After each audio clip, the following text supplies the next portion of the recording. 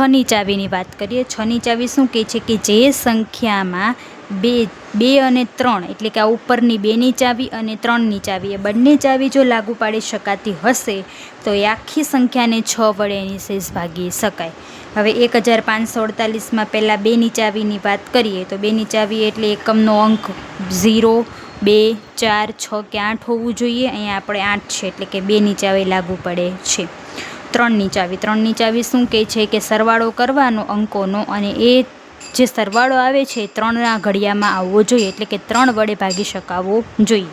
સરવાળો કરીએ 5 ને 1 6, 6 ને 4 10, 10 ને 8 18, 18 એટલે 6 તરી 18 થશે એટલે કે આ સંખ્યામાં 3ની ચાવી પણ લાગુ પડે છે. 2 ચાવી લાગુ પડી મતલબ કે 1548ને 6 વડે પણ નિશેષ ભાગી શકાય છે. હજી એક ઉદાહરણ છે 234. એમાં છેલ્લો અંક 4 એટલે કે 2ની ચાવી લાગુ કરે છે.